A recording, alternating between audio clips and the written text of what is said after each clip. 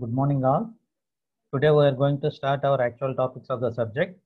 We will be discussing about a vapor power cycle, which is used in the steam power plant. Okay, so the vapor power cycle means what? The working medium is vapor, and it's basically used for producing the power, and it is basically used in the steam power plant. Actually, there are many vapor power cycles are there, and also vapor cycles are also there. So vapor cycles, normal vapor cycle means it will not be used for power production. It will be used for heat transfer. But vapor power cycle means we are using a working medium vapor, and it is used for producing the power. So the most commonly used vapor power cycle in the steam power plant is the Rankine cycle. So we are going to discuss about the Rankine cycle today. So first we have to see what is the steam power plant, what are the different components, and then we will go into the actual Rankine cycle. Okay, so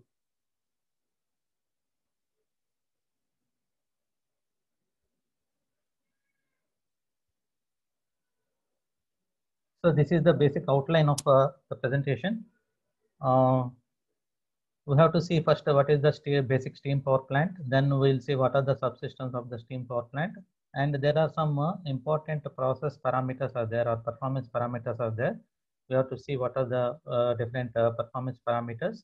Then we will see what is a Carnot vapor cycle. Carnot vapor cycle means actually theoretically the highest efficiency cycle is the Carnot cycle. We have to see first the Carnot cycle using a vapor as a medium, and then we'll see whether it can be achievable or not, and then we have to see what are the difficulties in implementing the Carnot cycle and how to overcome the difficulties of the Carnot cycle, and from that we are evolving into the Rankine cycle.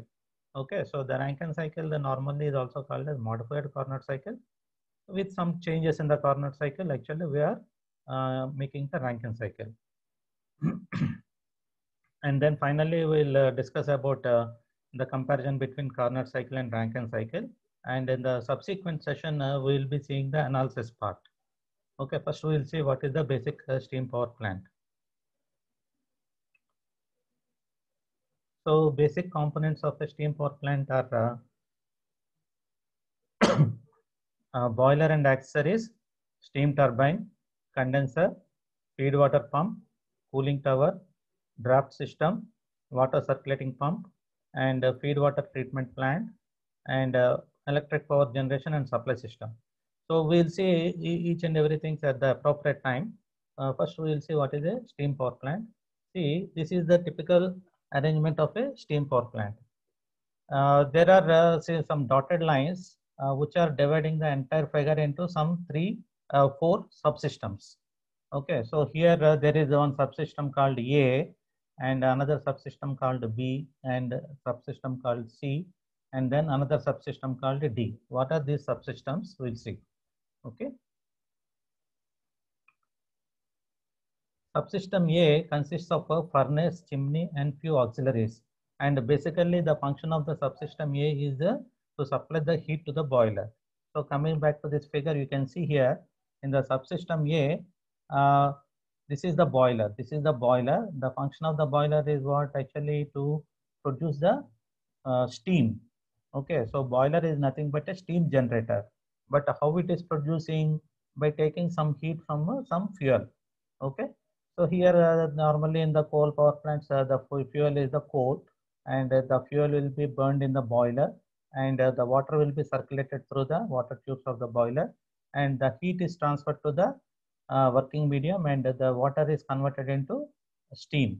Okay, so here the boiler in this boiler basically there is some requirement of heat, and the subunit or subsystem that is producing heat energy to supply to the boiler is the subsystem A. So the function of the subsystem A is to produce the heat and supply to the boiler in order to generate the heat. Okay, and what is the other one? The other one is subsystem B. So in the subsystem B, this is called a steam cycle. Steam cycle means we are first in the first stage we are producing the steam, that is the working medium which is required for steam power plant. And now this steam will follow a particular circuit for particular path. It will go through different components of the steam power plant and then produce the power. Okay, so the subsystem B is basically called steam cycle. That means what are the different components which the steam is undergoing. Okay, the different components of the steam which is undergoing, that is called actually the subsystem B. In the subsystem B, we have what are the different components here. So the steam from the boiler is going into the turbine and it is producing the power, and from the turbine exit it is going to the condenser, and sorry, in the condenser it is getting condensed into the liquid, and again the liquid is being pumped to the boiler. Okay, so in this subsystem you have this boiler, turbine, condenser and pump. So this is the basic steam power plant components. So the whatever components through which the steam is going, that is called subsystem B. Okay, and what is the subsystem C? Subsystem C is consisting of cooling tower and water circulation system. Now, what is this subsystem C? What it is doing? So here, as I told you, the steam after expanding in the turbine and generating the work, the heat energy is converted into mechanical work. So if the amount of heat is reduced, then the steam will be little bit condensed. Okay, it is not completely condensed to liquid. It is again still in the vapor state only, and that vapor will be going into the condenser. So in the condenser, again the heat has to be removed in order to convert into liquid.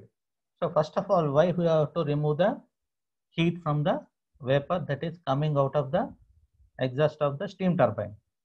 Now, if you want to circulate the same steam, which is partially condensed, and again to the boiler, you need lot of work, because before sending it to the boiler, the working medium has to be pressurized again. Okay, so unless pressure is there, again it will not enter into the boiler. Okay, that is one thing. And also the specific volume of the steam will be very high because it is vapor. It is having the mixture of both liquid and gas. It is vapor, the specific volume will be high. Okay, so in order to make that vapor into liquid, it has to, you can see here, this is the condenser part. Okay, so this is the condenser part. So in this condenser, the steam is coming from the turbine, and this steam has to be converted into completely water. So if you want to convert into liquid, then you have to remove the heat. The heat has to be removed. Okay, so for that reason, actually, we are having this cooling tower. This is the cooling tower. This is the cooling tower. So the water will be the steam will be circulated with the cooling water. So okay, so the heat from the steam will be transferred to the cooling water that is coming out of the cooling tower, and then the heat will be reduced, and then the water will be converted into liquid, and it will be sent to the feed water pump. So this is the subsystem.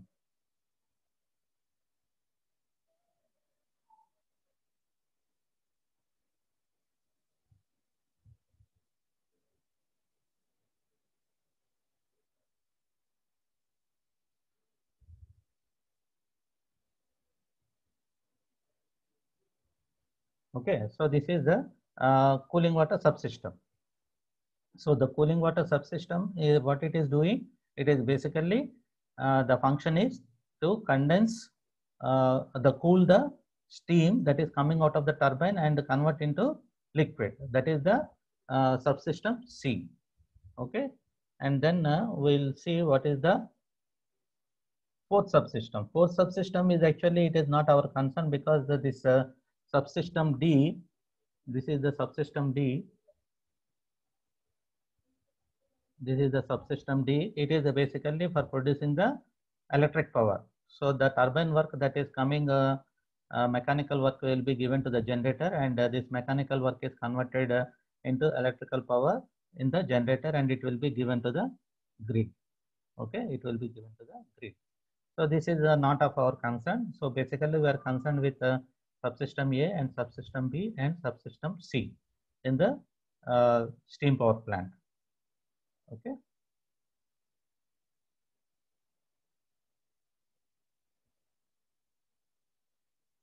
So these are the different subsystems.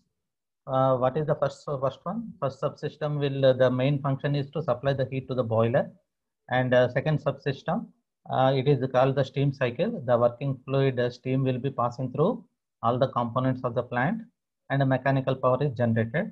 And subsystem C, it will be having cooling tower and water circulation system. Okay, and subsystem D, it is having a power generation and grid supply system. Okay. So this is a typical working of a thermal power plant. You can see here.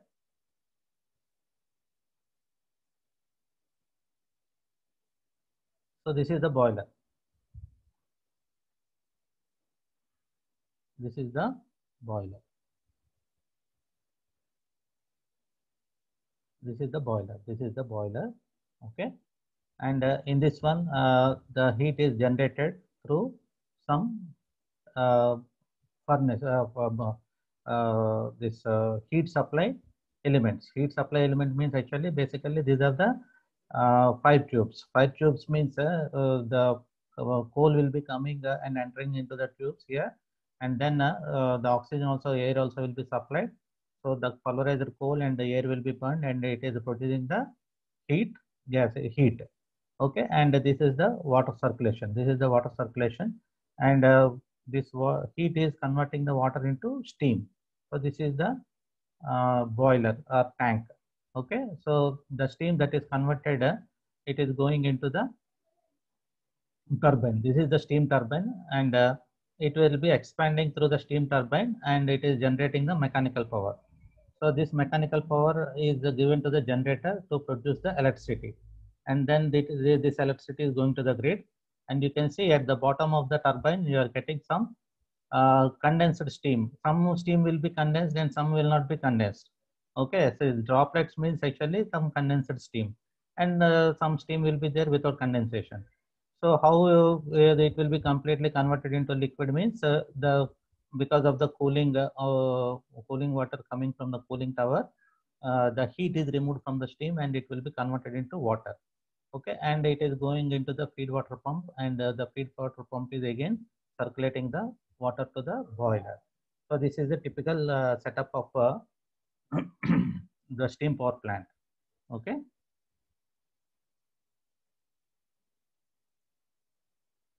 There are some performance parameters here. One is the thermal efficiency. What is the thermal efficiency here? You already seen what is the thermal efficiency in previous subject. When we are discussing about the cycles, the thermal efficiency is nothing but the net work done in the cycle divided by the heat supplied. Okay, so the W net supply divided by Q in. This is called thermal efficiency, which is indicated by eta TH, eta TH. So thermal efficiency is nothing but the ratio of net work done in the cycle divided by the heat supplied in the cycle. Okay. So from the cycle you will be getting some amount of work output, that is from the turbine or whatever. Okay, and divided by the total heat supply. This is the net thermal efficiency. Okay. See, net word you have to be very careful. Net means actually what is the final output we are getting from the cycle. Okay, there will be some losses in the within the cycle, running equipment and all those things. Okay, we are not concerned with about all those things. What is the net work output we are getting divided by the Q input. Okay, and back work ratio. This is another important parameter of a steam power plant. It is indicated by RBW. R for ratio and BW is for the back work. Okay, it is the ratio of pump work to the turbine work. What is the pump work and what is the turbine work? Let us see what is this one. What is this circuit here? So this is the typical Carnot. This is a typical cycle. Let me go to the previous one. Okay. So if you see this one, you have this feed water pump. Okay, the feed water pump is utilizing some energy. Okay, the feed water pump is utilizing some energy, and there are some other pumps that will be used in different stages. Circulating water from cooling tower also you require a pump. Okay, so whatever pumps are there within the cycle, okay, they are consuming some energy. Okay, so that energy where it is coming, basically it is coming from the turbine only. Turbine only is producing the power. Out of this turbine power, some amount of work is used by the pumps. Okay, so what is the ratio of work used by the pumps to the what is the work that is generated by the turbine? So that is nothing but the back work ratio.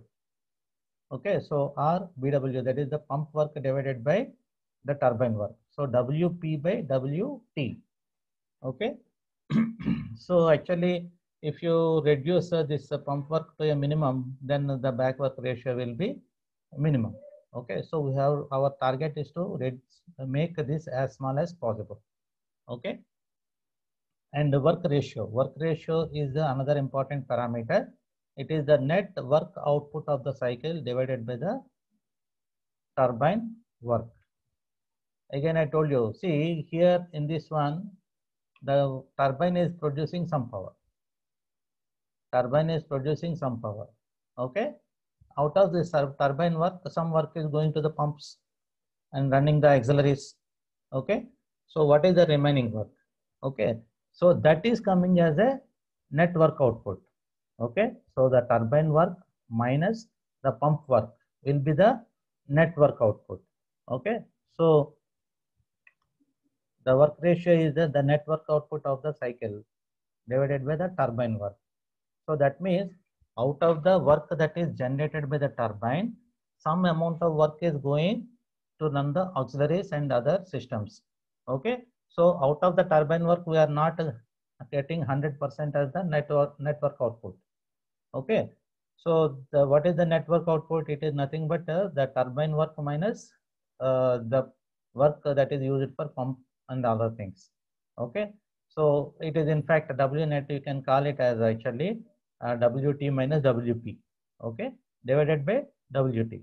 So our aim is, so that's why you can see like this here. In this one is the 1 minus back work ratio. 1 minus back work ratio is what? 1 minus WP by WT, or WT minus, it is like this.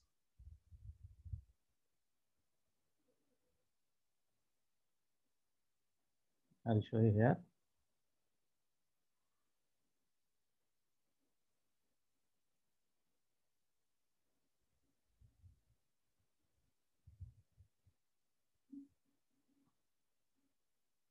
Back work ratio is equal to WP by WT. That means this is the work done by pumps, work required for pumps, and this is work developed by turbine. This is the back work ratio. What is the work ratio? Work ratio is nothing but W net divided by W turbine. So what is the W turbine? This is given as 1 minus back work ratio.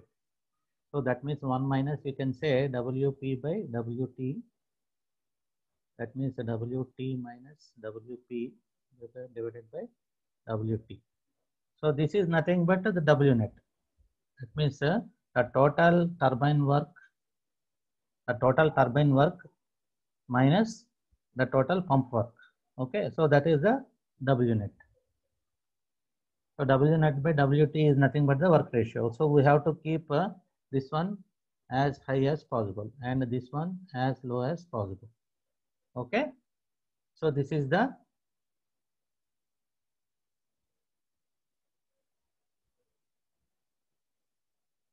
that is the work ratio.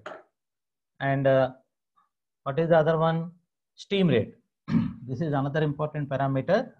So this is the mass of steam consumed for producing unit power in kilowatt hours. Okay, so mass of steam, that is actually how 3600 is coming here? This is actually in hours, but joules means it is the watts per second. Okay, so if you convert this hour into seconds, so that is the 3600 kilojoules. Okay, 3600 kilojoules per kilowatt hour divided by the power output in kilowatts. So the power output means the W net, and this is the amount of steam supplied per hour. Amount of steam supplied per hour per kilowatt hour. Okay, divided by the work net. Okay, kilojoules per kg. So if you divide what will be the units, this kg will go up and kilowatt hour will come down, and kilojoules will get cancelled. So this is nothing but ultimately kg per kilowatt hour. So what are the units of steam rate is kg per kilowatt hour. Okay, so it will tell you how much amount of steam is required in order to produce 1 kilowatt hour of the power. Okay, so this is very important parameter. So we have to keep this one as minimum as possible. Okay, and finally we have another, there are other parameters we will be seeing when we are discussing about the analysis part. Another one is heat rate. So heat rate is nothing but how much heat we are supplying for producing 1 kilowatt power. Okay, so here in this case we are trying to find out what is the amount of steam that is required for producing 1 unit of power, but here we are trying to get what is the amount of heat required for one unit of power. Okay, so this is nothing but see here, heat input is kilojoules per second, and 1 hour means actually 3600 seconds. Okay, so if you convert this one 3600 kilojoules per hour, 3600 kilojoules per hour divided by the network output. Okay, the net power output. Okay, so what is this one? If you see the thermal efficiency is nothing but W net by Q in. Okay, so if you reverse this one, 1 by N, thermal efficiency means Q in by W net. So this is also same thing. It is actually 1 by thermal efficiency, but it is converting into the equivalent amount per hour, because here we are measuring in kilowatts, but here kilowatt hour means per hour 3600 seconds. So that is why the heat rate is given with 3600 by thermal efficiency. So whatever thermal efficiency is there, you have to just inverse it, multiplied by 3600. So it is taking 3600 by the efficiency, this much amount of kilojoules per kilowatt hour. So this is the heat rate. So essentially these two are same thing. Same thing means here you are trying to find out what is the amount of steam required for producing kilowatt hour. Here you are trying to find out what is the amount of heat required for producing 1 kilowatt hour power. Okay, so these are the performance parameters. And now let us see what is a Carnot vapor cycle. Okay, Carnot vapor cycle means, see, you remember this one, this is the saturation curve. I told you in the previous class that this is the saturation curve.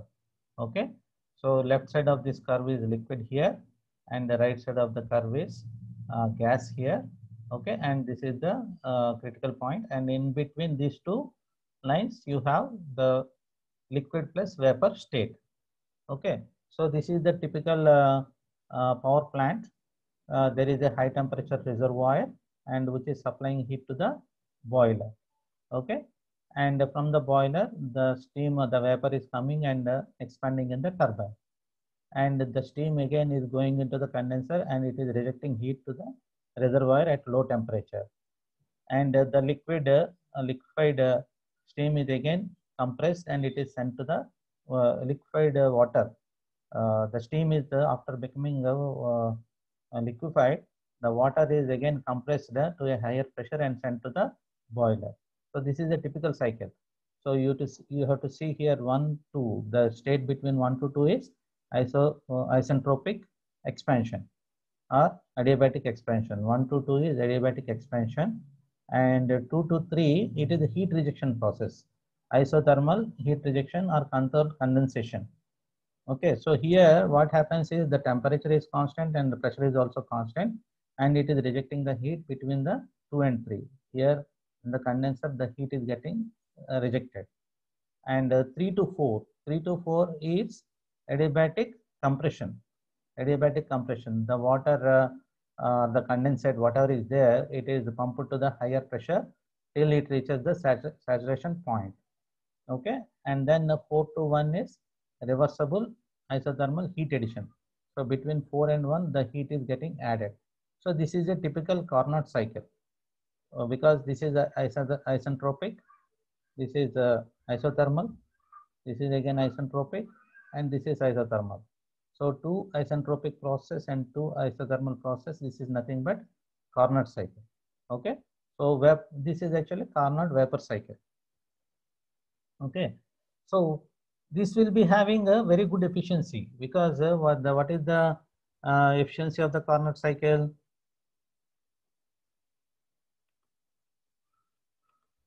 What is the efficiency of the Carnot cycle? This is nothing but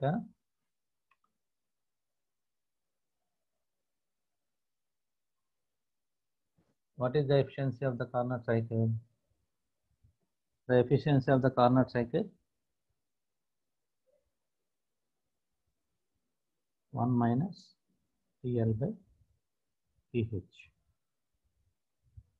That means the 1 minus TL by low temperature by high temperature, or this is also TH minus TL by TH. Okay, so this is the highest efficiency that is we can get, but this is a theoretical efficiency. But what is happening here, we'll see this one.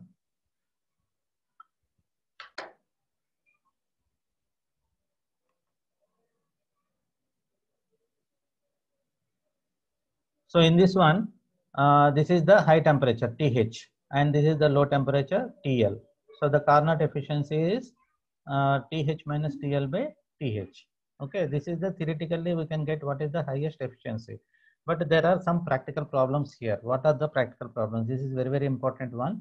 Why we have to modify this cycle and then go into a different kind of cycle. Okay, so these practical deficiencies are this one. So in the isothermal heat transfer in a two-phase system limits the maximum operating temperature. What is this one? This is very, very important point. See here, if you keep on increasing the temperature, what is happening? The gap is getting reduced under the saturation curve. Okay, so from here to here, whatever is the latent heat is there, only that much heat you can add. Okay, so as you go up, the amount of heat that can be added is getting reduced. Okay, so you cannot keep a very high temperature. So if you cannot keep very high temperature, you cannot get high efficiency. So this is one very, very important practical difficulty. Okay, so it is telling in a two-phase system, it limits the maximum operating temperature. If it is limiting the maximum operating temperature, obviously the efficiency will not be high. Okay, this is one important point. Okay, so what is our target? What must be our target? Our target must be we have to keep as high as possible this temperature, and also we have to add as much heat as possible. So this is the target. So if you add more heat, then you can get more work output. And the presence of high moisture during the isentropic expansion of saturated steam will damage the turbine blades. This is very, very, very, very important point. You see here, this is the isentropic expansion. Okay, what is this isentropic expansion? Your see, this is the isentropic expansion. So from here to here, this is the isentropic expansion. Okay, so what is happening during this process is the work is getting generated. How the work is getting generated? By conversion of the steam into by conversion of heat energy into work. Okay, so when the heat energy is getting converted, what will happen? when the steam is getting converted, steam energy is converted into work output, what will happen? The amount of heat is getting reduced. And the amount of heat is getting reduced, what will happen? The steam will condensate. Okay. So here at point 1, it is completely vapor. There is no moisture in that. What is the meaning of saturation line means? It is a completely single state only. That is when it point is here at point 1, it is completely steam. There is no water vapor. Okay. But as you expand that steam in the turbine, the water vapor, the steam is getting slowly converted into vapor, because of the losing heat, some water or moisture will be forming. Okay, there will be some condensation taking place, and water drops will be forming, and these water drops are hitting the turbine blades. So turbine will be running at a very high speed, 20,000 rpm like that, and this water molecules, when it hits the turbine blades, a lot of erosion will be there. Okay, so the turbine blades will be damaged. Okay, so what is the objective here? We have to see that after expansion of the steam also, there is not much of water in that. Okay, there is not much of water molecules. Condensation be as minimum as possible. After expansion in the steam turbine, the condensation should be as minimum as possible. So that is another objective. Okay, that is practical difficulty. So here, presence of high moisture content during the isentropic expansion of saturated steam will damage the turbine blades. So what is the solution for this one? So after expanding of the steam in the turbine, we should have as much low moisture as possible. That is the target. And another one is the isentropic compression of a two phases system is very difficult. Okay, this is another important point. See here, in the ideal Carnot cycle based power plant, let us assume that at from point 1, the steam is expanded to point 2. Okay, that means here there is a mixture of liquid and gas. And now we have to compress this. What is this one? This is actually isothermal compression. Isothermal compression. Okay, this isothermal compression. So it is not completely liquid. If it is completely liquid, it is very easy to pump, okay, to a higher pressure. But here there is a combination of liquid and gas. Okay, so here when heat is getting rejected, when the heat is getting rejected, the condensate is the steam is getting converted into water, and from here we are supposed to compress it. From here we are supposed to compress it to a higher pressure. So here what is happening? It is again after losing some more heat, it is still a vapor. That means there is a amount of some liquid and also some gas. So compressing this one will be very difficult, because it is having higher specific volume, and also it's a two-phase system. Two-phase system means again you have to use separate pumps for gas and liquid and all those stuff. Okay, so you need bigger equipment. Okay, so in order to reduce the size of the equipment, and also to make the compression work minimum, instead of stopping the condensation here, we are proceeding the condensation till saturation line. Okay, so the process has to be gone till the saturation line. That means the entire steam is converted into liquid here. Okay, then the compression is easy, because it is only single phase and also having low volume. Okay, so see this one, isentropic compression of a two-phase system is difficult. Okay, so why it is difficult? Because first thing is you cannot exactly stop at this point. That means controlling the condensate state is very difficult. Okay, second one is you have to compress a two-phase system. Okay, so the first problem here is controlling the state of condensate exactly at point number 3, and then it will be having a very high specific volume and vapor, and requires larger equipment and high amount of compression work. Okay, so ultimately, if you stop the condensation here, you need lot of work for compression. And another important issue is you cannot exactly stop here. Okay, condensation exactly you have to stop here means we have to see what is the entropy, what is the temperature, and all those things.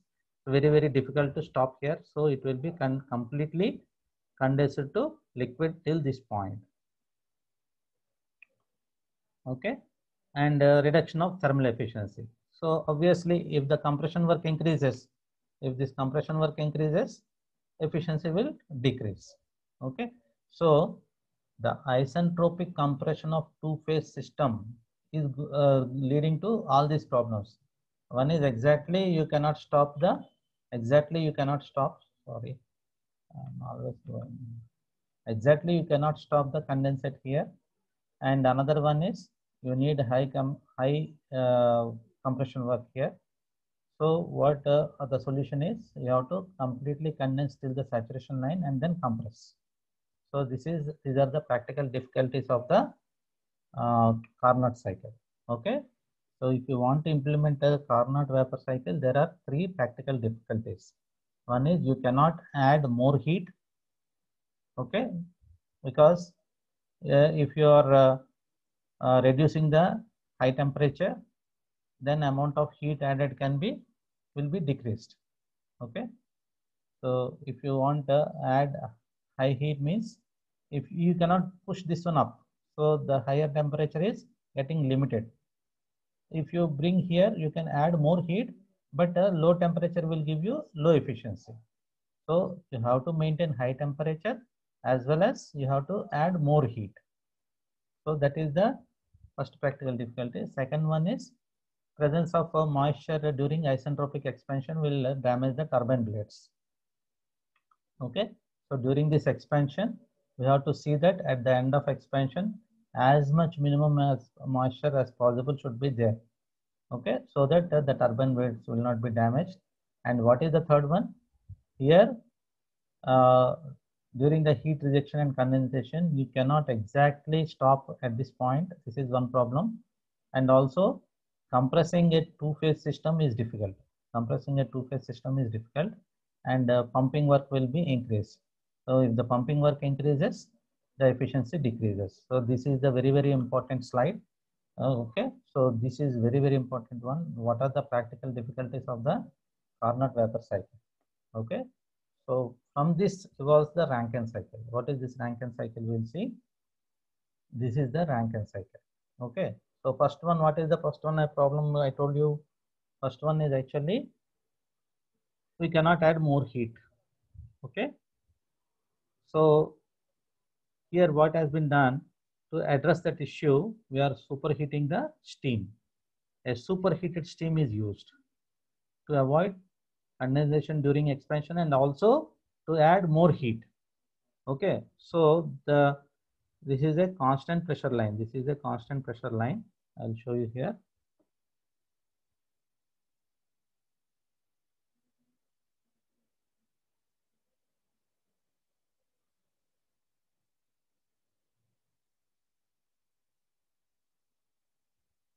So what is the typical Carnot cycle?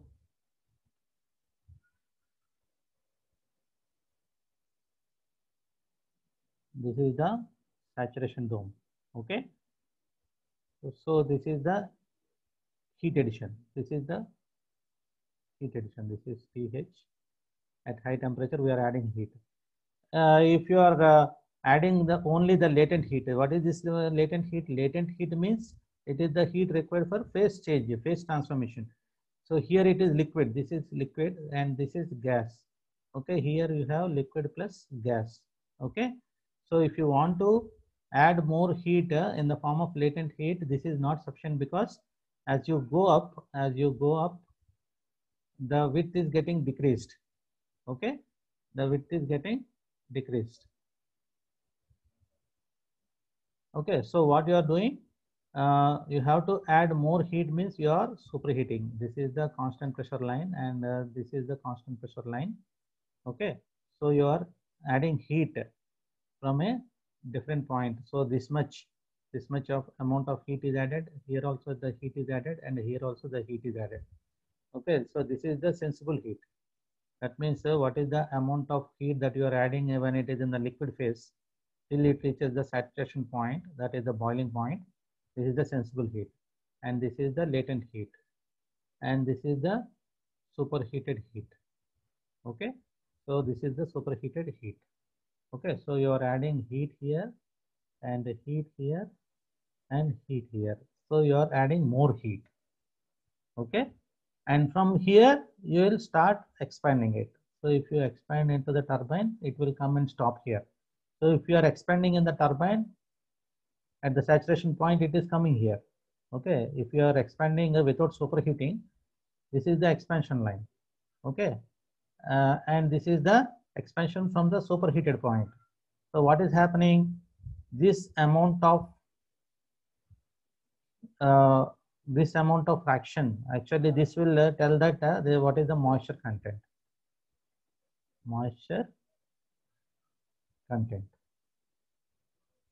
Okay, if this is more moisture is there. So if you are expanding from here, this is less. Okay, this is less moisture. This is less moisture. So that is why instead of expanding from here, we are superheating it and then expanding it, so that you are adding more heat, also less moisture after expansion. So you are achieving two targets. Okay, you are achieving two targets. Okay, by using this technique. Okay, that means one bullet, two birds, like that. Okay.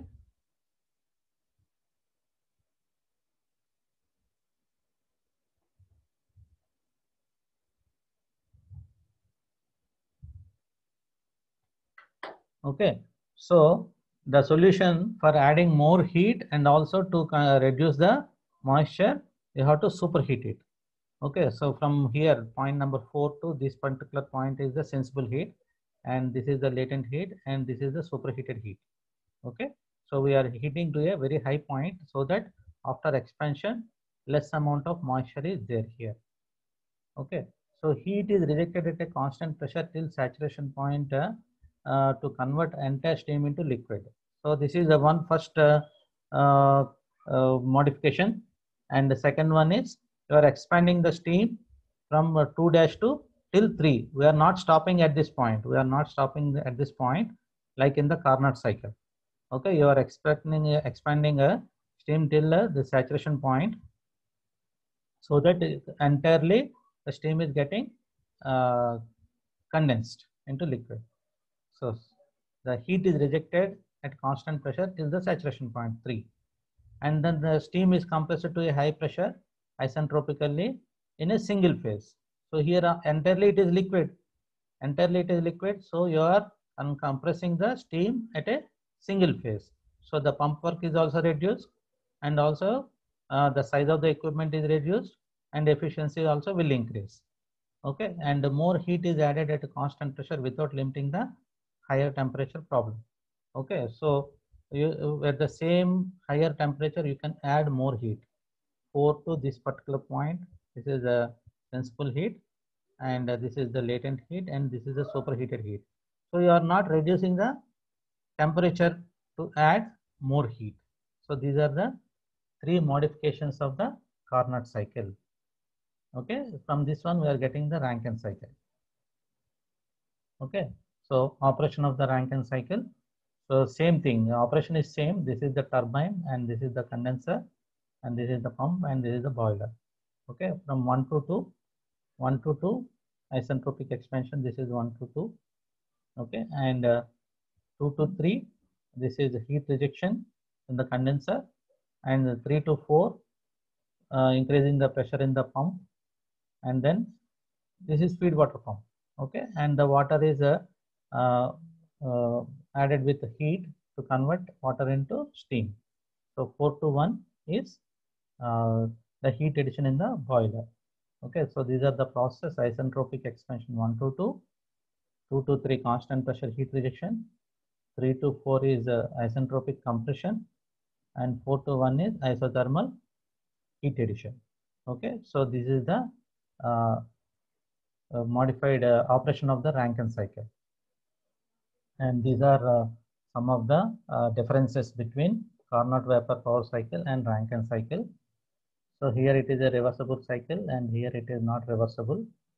Okay, and the theoretical maximum efficiency will be getting here in the power case of Carnot cycle, but we will be getting some less efficiency. But still it is okay because we are able to get more power. Okay, heat addition is at constant pressure and the constant temperature. Here heat addition is at constant pressure. What is this one? So here this is the only constant temperature heat addition. But here what we are doing, we are adding at 3 stages: principal heat and this one and this one. So here it is not constant temperature. It is temperature is getting increased. Here also temperature is getting increased. So if it is Carnot cycle, only constant temperature heat addition will be there. That is isothermal. But here the heat is added during constant pressure. That is the difference. Okay, the heat is added during constant pressure. Use of superheated steam is practically difficult in the Carnot vapor cycle, but here it uses superheated steam and performs better. Here condensation is terminated before saturation. This is what I told you in this one. In the Carnot cycle, we will be stopping the condensation here. Okay, before saturation only we are terminating. We should terminate in the Carnot cycle. But here we are continuing the condensation till saturation point. Okay, so here complete condensation of steam takes place and state after the condensation. The mixture of water and steam exists at the termination point, but here it is only liquid after condensation. Pump work, it requires large pump work to handle two-phase mixture. It requires negligible pump work to handle single-phase liquid water only. And steam quality, since it uses saturated steam, the moisture content at the end of expansion is much higher. Okay, this is what I told you. Because of the moisture, the blades will get damaged. So we want to reduce the moisture content after expansion. What is meant by steam quality means what is the amount of moisture that is present in the vapor. Okay, if moisture is more, the steam quality will be less. Okay, so the steam quality after expansion is low here. The steam quality after expansion is high here. Okay, and the standard of the cycle, it is just a theoretical cycle and cannot be used in practice. But in this one, it's a practical cycle. It's a theoretical cycle and it is used in almost all plants. Okay, so these are the important differences between the Carnot cycle and Rankine cycle. So you have to study these things. What are the basic components of the steam power plant? What is the function of each subsystem and each component? And you have to define what is the terms here: thermal efficiency, back work ratio, steam rate, heat rate, etc. And what are the practical difficulties in implementing the Carnot vapor cycle? And what are the modifications done to the Carnot cycle to make a Rankine cycle, and comparison. So these are the different things you have to study. Okay, so this ends the next session of this class.